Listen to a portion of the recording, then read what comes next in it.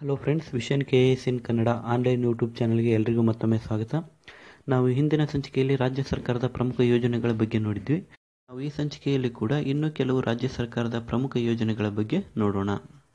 ಇದರಲ್ಲಿ ಮೊದಲನೇದಾಗಿ ಸಾಂತ್ವನ ಯೋಜನೆ. ಈ ಯೋಜನೆಯ ಅಡಿಯಲ್ಲಿ ದೌರ್ಜನ್ಯಕ್ಕೆ ಮತ್ತು ಅತ್ಯಾಚಾರಕ್ಕೆ ಒಳಗಾದಂತಹ ಮಹಿಳೆಯರಿಗೆ ಸಾಂತ್ವನ ಕೇಂದ್ರಗಳಲ್ಲಿ ಅಗತ್ಯವಾದಂತಹ ಆರ್ಥಿಕ ಮತ್ತು ಕಾನೂನು ನೆರವನ್ನು ನೀಡಿ ಅವರ ಜೀವನಕ್ಕೆ ಭದ್ರತೆಯನ್ನು ಒದಗಿಸುವುದು ಈ ಯೋಜನೆಯ ಮುಖ್ಯ ಉದ್ದೇಶವಾಗಿದೆ. ಈ ಯೋಜನೆಯ ಅಡಿಯಲ್ಲಿ ಕರ್ನಾಟಕ ರಾಜ್ಯದಲ್ಲಿ ಒಟ್ಟು 172 ಕೇಂದ್ರಗಳನ್ನು ಆರಂಭಿಸಲಾಗಿದೆ. ಈ ಯೋಜನೆಯ ಅಡಿಯಲ್ಲಿ ದೌರ್ಜನ್ಯಕ್ಕೆ ಒಳಗಾದಂತಹ ಮಹಿಳೆಯರಿಗೆ 2,000ರಿಂದ 10,000ವರೆಗೆ ಆರ್ಥಿಕ ಪರಿಹಾರವನ್ನು ನೀಡಲಾಗುವುದು ಮತ್ತು ಮಹಿಳೆಯು ವಿದ್ಯಾಭ್ಯಾಸವನ್ನು ಮುಂದುವರಿಸಲು ಆಸಕ್ತಿ ತೋರಿಸಿದಲ್ಲಿ ಮಹಿಳೆಯರ ವಸತಿ ನಿಲಯಗಳಲ್ಲಿ ಆಶ್ರಯ ಒದಗಿಸಲಾಗುವುದು. ನೆಕ್ಸ್ಟ್ ಮನಸ್ವಿನಿ ಯೋಜನೆ.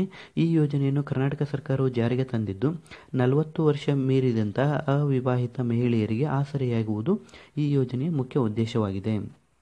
ನೆಕ್ಸ್ಟ್ ಕ್ರೀಡಾ ಸಂಜೀವಿನಿ ಯೋಜನೆ. ಈ ಯೋಜನೆಯನ್ನು ಯುವ ಸಬಲೀಕರಣ ಮತ್ತು ಕ್ರೀಡಾ ಇಲಾಖೆಯು ಜಾರಿಗೊಳಿಸಲಾಗಿದ್ದು ಈ ಯೋಜನೆಯನ್ನು 15ರಿಂದ 35 ವರ್ಷದ ಒಳಗಿನ ರಾಜ್ಯದ ಕ್ರೀಡಾಪಟುಗಳು ಲಾಭ ಪಡೆಯಲಿದ್ದಾರೆ.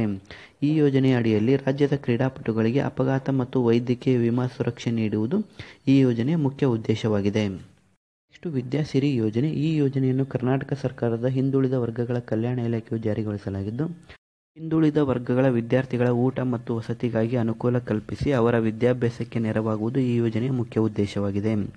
ಈ ಯೋಜನೆಯ ಅಡಿಯಲ್ಲಿ ಪ್ರತಿ ತಿಂಗಳು 1500ರಂತೆ 10 ತಿಂಗಳ ಸಹಾಯಧನವನ್ನು ನೀಡಲಾಗುವುದು.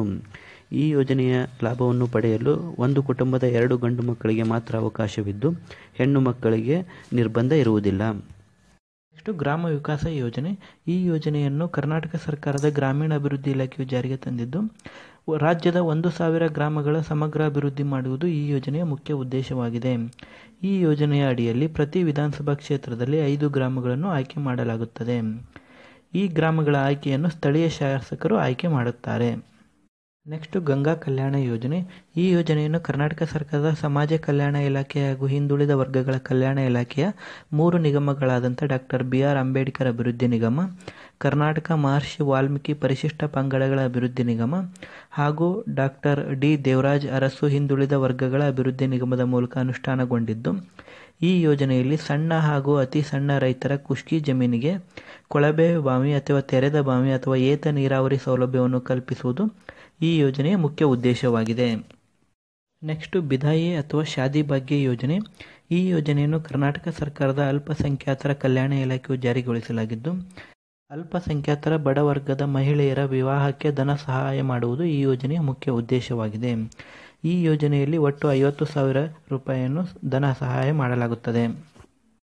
ಕ್ಷೀರಭಾಗ್ಯ ಯೋಜನೆ. ಈ ಯೋಜನೆಯನ್ನು ಕರ್ನಾಟಕ ಸರ್ಕಾರದ ಸಾರ್ವಜನಿಕ ಶಿಕ್ಷಣ ಇಲಾಖೆಯು ಜಾರಿಗೊಳಿಸಲಾಗಿದ್ದು ಈ ಯೋಜನೆಯಲ್ಲಿ ಹಾಲು ನೀಡುವುದರ ಮೂಲಕ ಮಕ್ಕಳ ಪೌಷ್ಟಿಕತೆ ಹೆಚ್ಚಿಸುವುದು ಈ ಯೋಜನೆಯ ಮುಖ್ಯ ಉದ್ದೇಶವಾಗಿದೆ. ಈ ಯೋಜನೆಯಲ್ಲಿ ಅಂಗನವಾಡಿ ಮತ್ತು 1ನೇ ತರಗತಿಯಿಂದ 10ನೇ ತರಗತಿಯವರೆಗಿನ ಮಕ್ಕಳಿಗೆ ಉಚಿತವಾಗಿ ಹಾಲನ್ನು ನೀಡಲಾಗುವುದು. ನೆಕ್ಸ್ಟ್ ವಿಧವಾ ವೇತನ ಯೋಜನೆ. ಈ ಯೋಜನೆಯಲ್ಲಿ ಯಾವುದೇ ರೀತಿಯ ಜೀವನಾಧಾರವೂ ಇಲ್ಲದ ನಿರ್ಗತಿಕ ವಿಧವೆಯರಿಗೆ ಹಣಕಾಸಿನ ನೆರವನ್ನು ನೀಡುವ ಮೂಲಕ ಸಾಮಾಜಿಕ ಭದ್ರತೆಯನ್ನು ಒದಗಿಸುವುದು ಈ ಯೋಜನೆಯ ಮುಖ್ಯ ಉದ್ದೇಶವಾಗಿದೆ.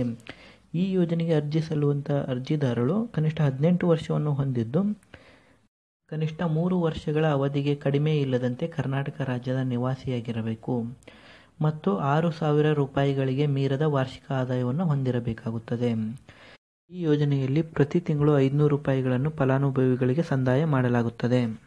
ನೆಕ್ಸ್ಟ್ ಭಾಗ್ಯಲಕ್ಷ್ಮಿ ಯೋಜನೆ. ಈ ಯೋಜನೆಯನ್ನು ಕರ್ನಾಟಕ ಸರ್ಕಾರದ ಮಹಿಳಾ ಮತ್ತು ಮಕ್ಕಳ ಅಭಿವೃದ್ಧಿ ಇಲಾಖೆಯು ಜಾರಿಗೊಳಿಸಲಾಗಿದ್ದು ಈ ಯೋಜನೆಯಲ್ಲಿ ಬಡತನ ರೇಖೆಗಿಂತ ಕೆಳಗಿರುವ ಕುಟುಂಬಗಳಲ್ಲಿ ಜನಿಸಿದ ಮೊದಲ ಹೆಣ್ಣು ಮಗುವಿಗೆ 19,300 ಹಾಗೂ ಎರಡನೇ ಹೆಣ್ಣು ಮಗುವಿಗೆ 18,350 ರೂಪಾಯಿಯಂತೆ ವಿಮೆಯನ್ನು ಮಾಡಿಸಲಾಗುತ್ತದೆ.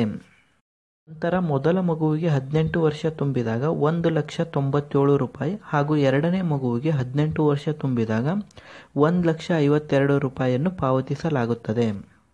ನೆಕ್ಸ್ಟ್ ಬಾಲ ಸಂಜೀವಿನಿ ಕಾರ್ಯಕ್ರಮ. ಈ ಯೋಜನೆಯನ್ನು ಕರ್ನಾಟಕ ಸರ್ಕಾರದ ಮಹಿಳಾ ಮತ್ತು ಮಕ್ಕಳ ಅಭಿವೃದ್ಧಿ ಇಲಾಖೆಯು ಜಾರಿಗೊಳಿಸಲಾಗಿದ್ದು ನ್ಯೂಮೋನಿಯಾ, ಎಪಿಲೆಪ್ಸಿ, ಅನಿಮಿಯಾ ಮುಂತಾದ 18 ನಿರ್ದಿಷ್ಟ ಕಾಯಿಲೆಗಳಿಂದ ಪೀಡಿತರಾದ ಮಕ್ಕಳಿಗೆ ರಾಜ್ಯಾದ್ಯಂತ 28 ಗುರುತಿಸಲ್ಪಟ್ಟ ಆಸ್ಪತ್ರೆಗಳಲ್ಲಿ ಚಿಕಿತ್ಸಾ ಸೌಲಭ್ಯವನ್ನು ನೀಡುವುದು ಈ ಯೋಜನೆಯ ಮುಖ್ಯ ಉದ್ದೇಶವಾಗಿದೆ.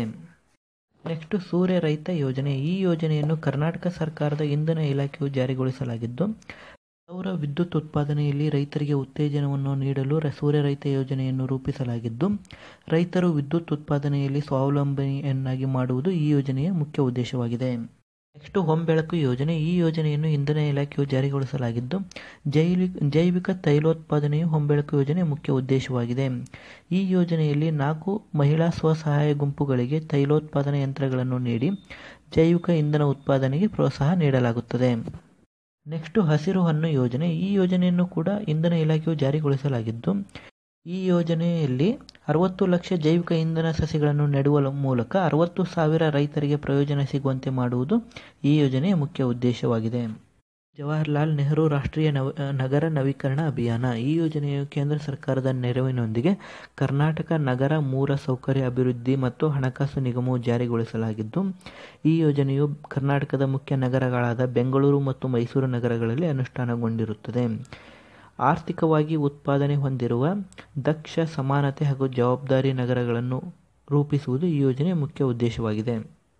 ಹಲೋ ಫ್ರೆಂಡ್ಸ್, ಇಷ್ಟೊತ್ತು ನಾವು ಕರ್ನಾಟಕ ಸರ್ಕಾರದ ಕೆಲವೊಂದು ಪ್ರಮುಖ ಯೋಜನೆಗಳ ಬಗ್ಗೆ ನೋಡಿದ್ವಿ. ಇನ್ನೂ ತುಂಬ ಯೋಜನೆಗಳಿದ್ದು ನಾವು ಮುಂದಿನ ವಿಡಿಯೋದಲ್ಲಿ ಭಾರತ ಸರ್ಕಾರದ ಕೆಲವೊಂದು ಪ್ರಮುಖ ಯೋಜನೆಗಳ ಬಗ್ಗೆ ನೋಡೋಣ.